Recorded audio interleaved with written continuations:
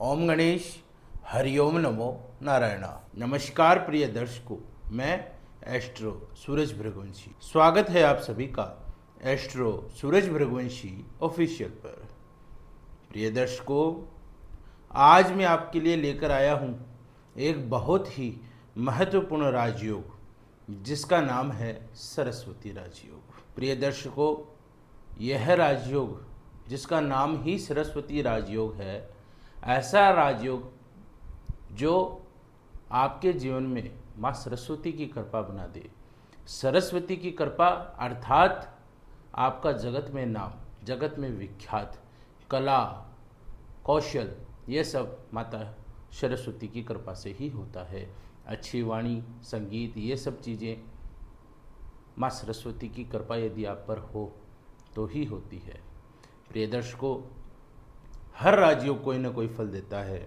मैंने आपको इस महीने बहुत सारे राजयोग बताए हैं और उन्हीं राजयोग की सीरीज में से एक ये है जिसका नाम है सरस्वती राजयोग। यह राजयोग कुंडली में कैसे बनता है, कुंडली में इसके क्या फल होते हैं, ये सारी डिटेल्स आज की वीडियो में मैं आपको बताऊंगा।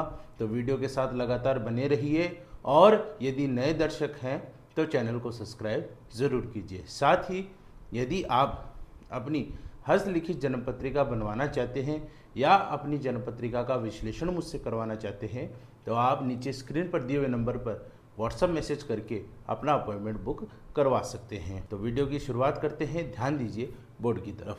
ध्यान दीजिए प्रिय दर्शकों, सरस्वती राजयोग। सरस्वती राजयोग के नियम मैंने यहाँ पर लिखे हैं, इसके फल भी लिखे हैं और साथ में सरस्वती राजयोग कुंडली में कैसे बनता है ये भी यहाँ पर मैंने कुंडली बनाकर आपको समझाया है। तो नियम इसका क्या कहता है, ध्यान से देखिए। सिंपल सा नियम है, बिल्कुल सरल नियम है। इसमें आपको सिर्फ दो ही चीजों का ध्यान रखना है। वो क्या है? कर्क राशि अर्थात उच्च का गुरु हो और मीन राशि का चंद्रमा हो तो सरस्वती राजयोग बनता है। अब देखो आगे लिखा हुआ है किसी भी भाव में।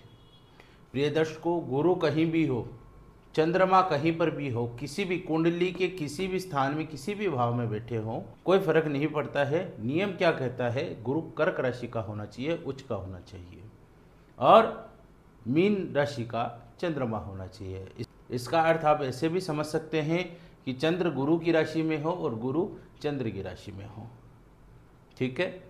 और यह योग किसी भी भाव में बन सकता है। यदि गुरु चंद्र की राशि में, चंद्र गुरु की राशि में और गुरु की राशि सिर्फ मीन राशि की यहाँ पे बात हो रही है, तो कर्क राशि का गुरु और मीन राशि का यदि चंद्रमा हो तो सरस्वती राजयोग बनता है। अब मैं आपको बताता हूँ सरस्वती राजयोग के फल के बारे में। प्रिय दर्शकों, सरस्वती राजयोग जिस भी व्यक्ति विशेष की कुंडली में बनता है वह व्यक्ति माँ सरस्वती की विशेष कृपा प्राप्त करता है। उस पर माँ सरस्वती की विशेष कृपा होती है। विशेष कृपा कौन सी? एक तो वाणी बहुत मधुर होती है, उच्च शिक्षा प्राप्त करता है, संगीत का शौकीन होता है, संगीतकार बनता है, सौम्यता उसके स्वभाव में होती है। ये माँ सरस्वती की विशेष कृपा है। अब ये देखिए, जिस भी व्यक्ति कुंडली में सरस्वती राज्य होगा वह व्यक्ति आदर सत्कार करने वाला होगा, उसका भाव ही ऐसा रहेगा। कलाकार हो सकता है, कला कोई भी कला में निपुण हो सकता है और जो भी कला करेगा ऐसी करेगा अपनी कला से जगत में विख्यात होता है और उसी कला से लक्ष्मीवान बनता है। यानी ऐसा कार्य करेगा, ऐसी कला बनाएगा जो उसकी बहुत इज्जत बनाए, उसका मान सम्मान बढ़ाए और उसको जगत में विख्यात करे। साथ ही ऐसी कला जो उसको अच्छी आय दे तो लक्ष्मीवान भी बनाता है। यह है सरस्वती राजयोग का फल। अब यह राजयोग आप ऐसा समझिए, यह राजयोग कब असर करता है? जब आपकी कुंडली में गुरु या चंद्र की दशा हो, अंतर्दशा हो, प्रत्यंतर दशा हो, तब ये राजयोग आपके जीवन में असर करता है। साथ ही इसमें एक विशेष बात का ध्यान देने की आवश्यकता है। यदि आपका चंद्र व गुरु 0 से 1 डिग्री का है, 29 से 30 डिग्री का है या अस्त है तो यह राजयोग आपके जीवन में शून्यवत फल देगा, नहीं के बराबर फल देगा। इस राजयोग का कोई फल आपको नहीं मिलेगा। यह राजयोग यदि गुरु चंद्रमा 01 या 29-30 डिग्री के हैं या अस्त अवस्था में हैं तो यह राजयोग आपकी कुंडली में फलित नहीं होगा। तो यह है सरस्वती राजयोग की पूरी डिटेल्स। मैं आशा करता हूँ मेरे सभी दर्शक सरस्वती राजयोग के बारे में अच्छे से समझ गए हों, इसके फल के बारे में और यह योग कुंडली में कैसे बनता है वह समझ गए हों। आपको यह वीडियो कैसा लगा लाइक व कमेंट करके ज़रूर बताएं। और हाँ, सरस्वती राजयोग यदि आपकी कुंडली में है तो कौन से भाव में बन रहा है ये कमेंट करके मुझे ज़रूर बताएं।